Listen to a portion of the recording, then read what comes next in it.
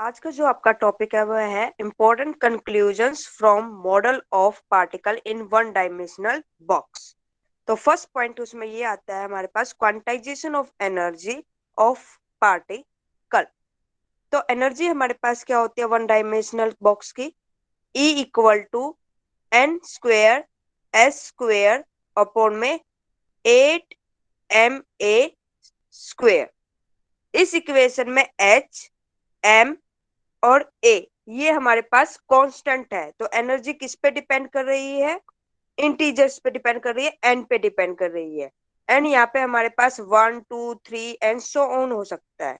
तो एनर्जी हमारे पास जो आ रही है वो डिस्क्रीट वैल्यूज में हमारे पास आ रही है, डिस्क्रीट वैल्यूज। तो एनर्जी क्या होगी यहाँ पे? क्वांटिटाइज्ड। और जो एन है उसको हम यहाँ पे क्या कहते हैं? Quantum number. तो एनर्जी लेवल्स हम निकालेंगे कि तो वो किसके बीच में निकालेंगे? सेपरेशन हम लेंगे delta E equal to En+1 minus En। तो हमारे पास क्या आएगा कि जो वैल्यू है delta E equal to H square upon में 8ma स्क्वेयर कॉमन आ जाएगा। एन की जगह क्या पुट करेंगे? N+1 whole square minus N square. तो यहाँ पे हमारे पास एच स्क्वेयर अपॉन में 8ma स्क्वेयर, इसको खोलोगे तो आपके पास क्या आएगा? एन स्क्वेयर +1 +2n माइनस का एन स्क्वेयर। तो एन स्क्वेयर से एन स्क्वेयर कैंसिल आउट हो जाएगा, 2n+1 बचेगा। जो आपके पास पहले इक्वेशन आई थी E equal to N square by में एच स्क्वेयर 8ma स्क्वेयर। तो इसमें E किस पे डिपेंड कर रहा था? एन स्क्वायर पे डिपेंड करेगा। तो हमारे पास क्या होगा? क्वांटम नंबर इंक्रीज होगा तो एनर्जी भी इंक्रीज होगी हमारे पास। ठीक है। तो नेक्स्ट था कि हमारे पास इसमें भी क्या हो रहा है कि एन इंक्रीज हो रहा है तो हमारे पास एनर्जी सेपरेशन है वो भी इंक्रीज हो रहा है। इनवर्सली प्रोपोर्शनल किस पे है? ए स्क्वेयर पे है। तो डेल्टा ई का भी इनवर्सली प्रोपोर्शनल किस पे है? ए स्क्वेयर पे है। जितनी बॉक्स की लेंथ आपके पास स्मॉल होगी उतनी ही एनर्जी क्या होगी? इंक्रीज होगी और क्वांटाइजेशन भी इंक्रीज होगी। अगर बॉक्स लेंथ एक है आपके पास, वो डिक्रीज हो जाता है तो आपके पास क्या होगा? डेल्टा ई इंक्रीज होगा। और इंक्रीज होता है ए की वैल्यू तो आपके पास डेल्टा ई क्या हो जाएगा? सेपरेशन डिक्रीज हो जाएगा। अगर आपके पास ए की वैल्यू एक्सटेंड इंफिनिटी हो जाती है तो एनर्जी वहां पे अलाउ तो होगी बट वहां पे क्या होगी? क्वांटाइजेशन नहीं होगी।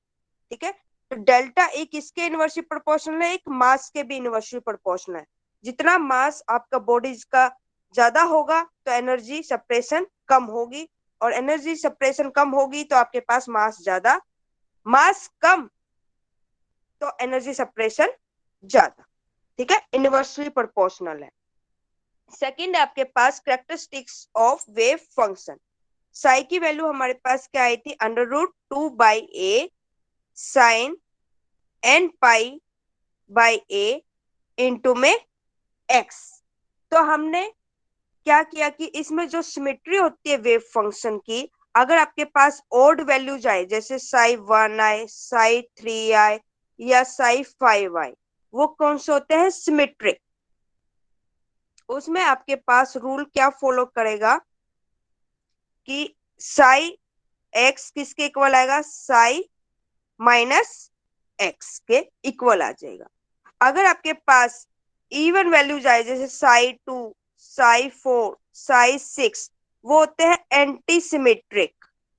उसमें क्या होता है कि आपके पास जो साइन एक्स है वो किसके इक्वल होगा? माइनस आपका बाहर आ जाएगा, माइनस साई माइनस एक्स, इसके ये इक्वल हो जाएगा। तो आप प्रोबेबिलिटी डेंसिटी होती है आपके पास, वो किसके इक्वल होती है? साई स्क्वेयर निकालते हैं, वो क्या आएगा? 2/a Sai square n π/a into में x। तो हमने पहले प्लॉट किया ग्राफ एनर्जी और x के बीच में। तो आपके पास जब n की वैल्यू 1 है तो आपके पास उसमें क्या होगा, 0 नोड होगी। तो आपके पास 0 नोड निकालने का फॉर्मूला होता है n-1। जैसे n की वैल्यू 1 है तो 1 - 1 तो इक्वल्स टू 0। ये नोड निकालने का फॉर्मूला है आपके पास। जैसे n की वैल्यू 2 हो जाएगी तो आपके पास ये ऐसे आ जाएगा। ठीक है, इसमें ये 1 नोड ये वाली आपके पास। अगर आपके पास n की वैल्यू 3 हो जाए तो आपके पास उसमें आ जाएंगे 2 नोड्स, एक ये एक ये। क्लियर। जब फिर हम उसमें साइज स्क्वायर में निकालेंगे तो हमारे पास साइज स्क्वायर में क्या हो जाता है, सारी वैल्यू पॉजिटिव आती है। तो हमारे पास ग्राफ में कैसे बनेगा, ये n की वैल्यू 1 हो, n की वैल्यू 2 होगी तो पॉजिटिव डायरेक्शन में आएगा। तो इसमें जो आपके पास जहां पे मैक्सिमम प्रोबेबिलिटी होती है वहां पे आपके पास जैसे n=1 है तो वहां पे मैक्सिमम प्रोबेबिलिटी कहाँ पे होगी, a/2 पे होगी, क्योंकि ये डिस्टेंस क्या है 0 to a। ठीक है, इसमें क्या होगी, यहाँ पे तो हमारे पास 0 होगी, सॉरी यहाँ पे हमारे पास क्या होगी, a/2 होगी। और यहाँ पे हमारे पास 3a/4 और यहाँ पे हमारे पास मिड में होगी a/4। ठीक है, ऐसे फिर हम निकालेंगे n की वैल्यू 3 में।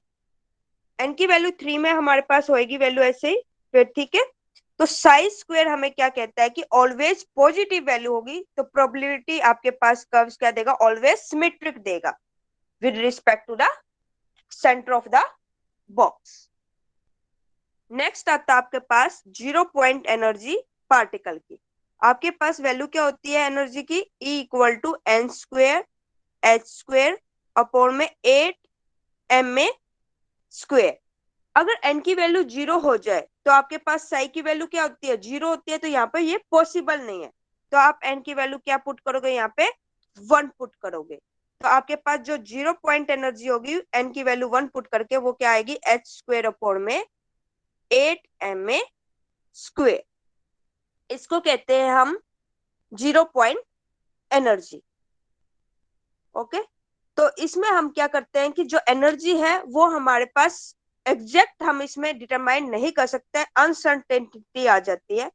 तो इसमें हम क्या लेते हैं, हाइजेनबर्ग अनसर्टेनिटी प्रिंसिपल लेते हैं। ठीक है, वो फॉलो एग्रीमेंट करता है कि हमारे पास कि इसमें हाइजेनबर्ग अनसर्टेनिटी प्रिंसिपल होगा। तो 0 पॉइंट एनर्जी है जो पार्टिकल की, वो एग्रीमेंट किसको करेगा, हाइजेनबर्ग अनसर्टेनिटी प्रिंसिपल। ठीक है, नेक्स्ट आता है non quantization of energy particle की।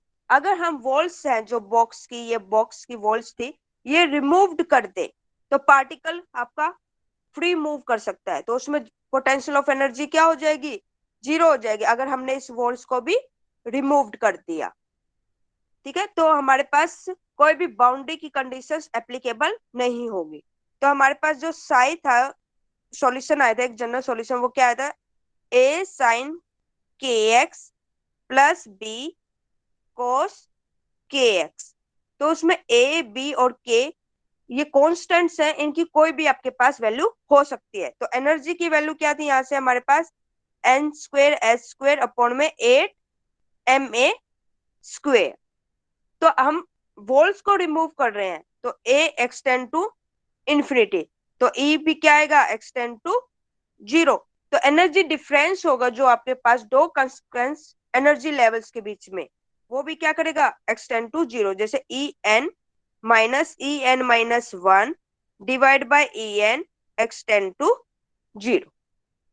तो इसमें जो क्वांटाइजेशन है वो वेनिश हो जाती है क्योंकि पार्टिकल्स आपके फ्री मूव कर सकते हैं।